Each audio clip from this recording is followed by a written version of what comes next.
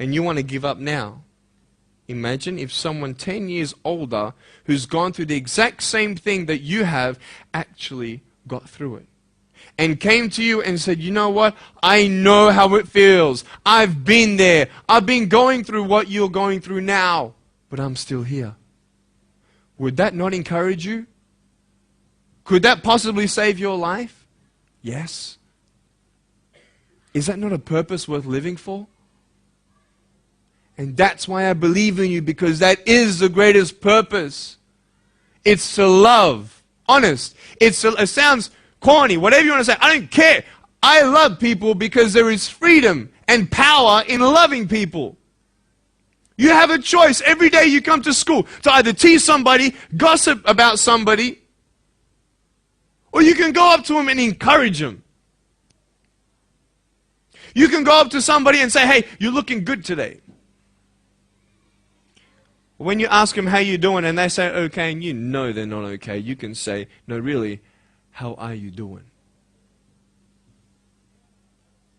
You could say, and at the end of the day, 10 to 3 in the afternoon, I said I can't do this.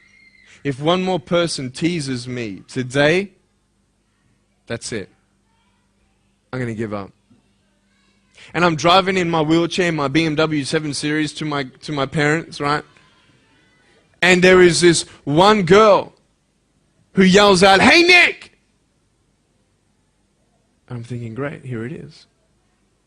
She comes to me and she says, Nick, I just want you to know that you're looking good today.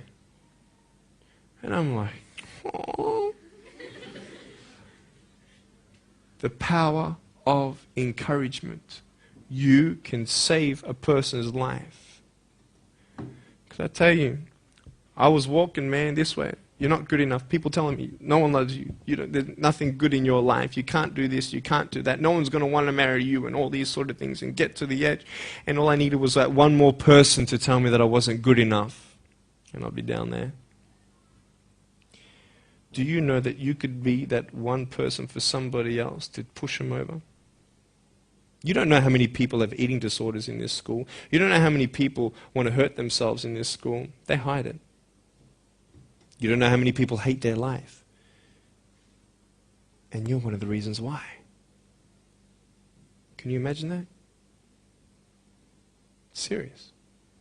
Why? Just because you want to have fun. Grow up. Grow up. I dare this school not to tease another person for the rest of the day. I dare you. I dare you. Do you think that's possible? People will say, well, I won't do it, but everybody else will. Be the change you want to see. And you be that person and turn them around. This school should have every person having a friend. You see somebody having no friends, why don't you go up to that person and be their friend? Because you're scared of what people think of you. Let's do it. Let's wake up. Embrace it, man. Let's live.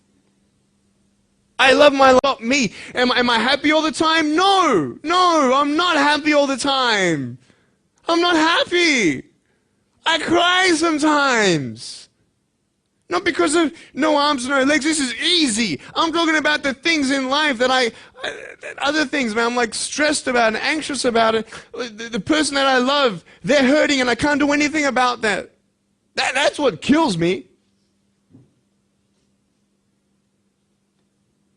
We're all going through something.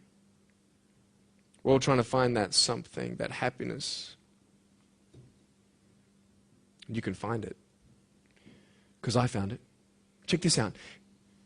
You need to learn something. Do you know for you to learn something, it was actually learned by somebody else? And anything that anybody else learns, you can actually learn. Makes sense, right? How'd you know this is black? Because someone taught you it was black. Why? Because someone learned that this was black. And you were able to learn that this was black by someone teaching you. Nothing's really beyond your reach. Understand what I'm saying? But we're not all good at maths. We're not all good at athletics. We're not all good at, maybe telling colors. Big deal. Find what you love to do. I love loving people, man. I love encouraging people. It's the greatest thing. The greatest business in the world, saving people's lives. Love it. But we're not all going to be speakers. We're not all going to be doing something. That'd be crazy. What do you want to do in your life? Is there something more to your life? Because I found something more to my life, and I believe it's God, and you're on your own journey. It's fine. I love you guys so much. I love you very much.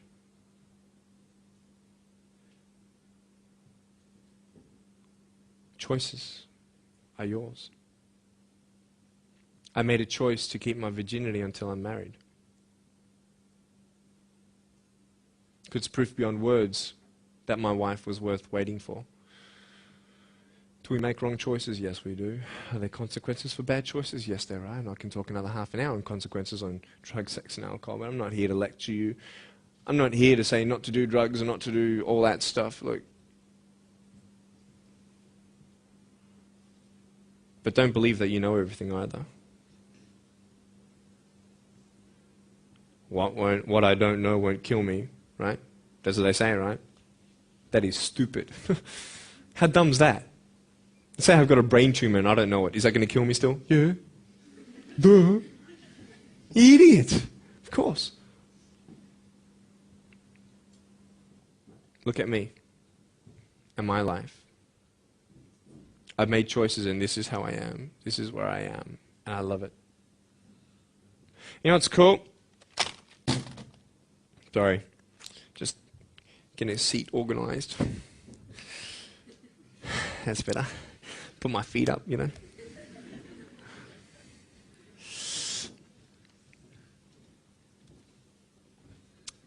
I want to talk about my wife. I'm not married. I don't know who my wife is yet, right? It's okay.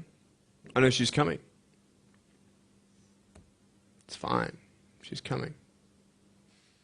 Just because you have no boyfriend, girls, it doesn't mean you're not beautiful and that you're not loved. You don't need a boyfriend. You don't need to use your body as security to make you feel that someone needs you.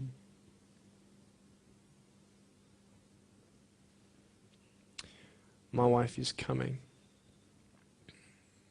And I may not have hands to hold my wife's hand, but I don't need hands to hold her heart.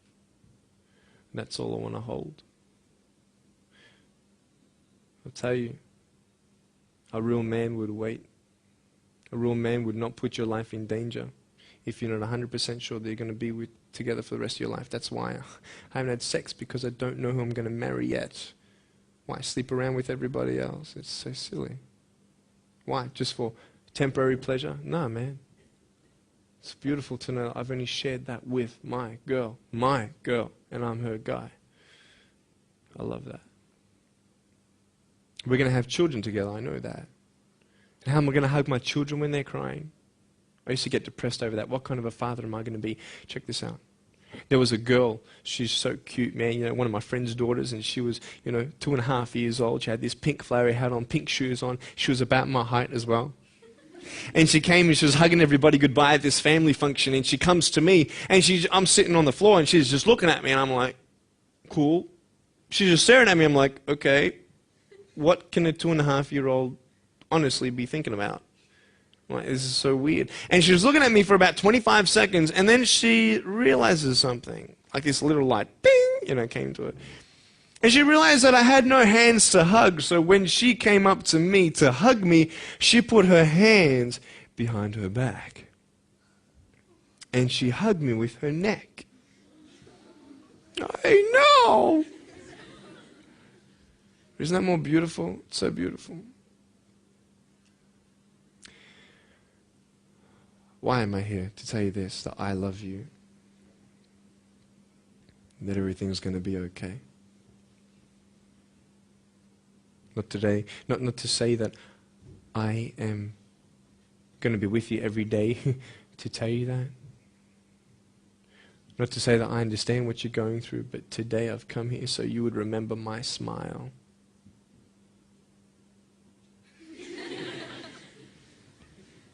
And you would remember what I said. That you have a choice to either uplift somebody or put someone down. You either have the choice to step towards your goals and dreams or step away, going into temporary things.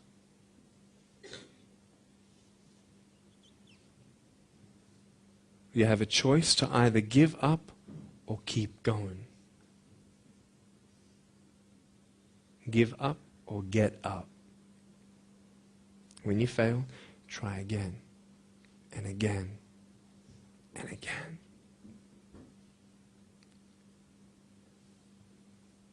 I want you to close your eyes, please. If you don't want to close your eyes, that's fine. Just stare at the floor. Don't talk to the person next to you, please.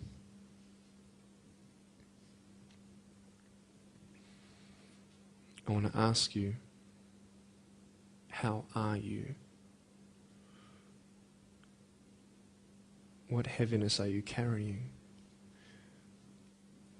What tears do you hold back?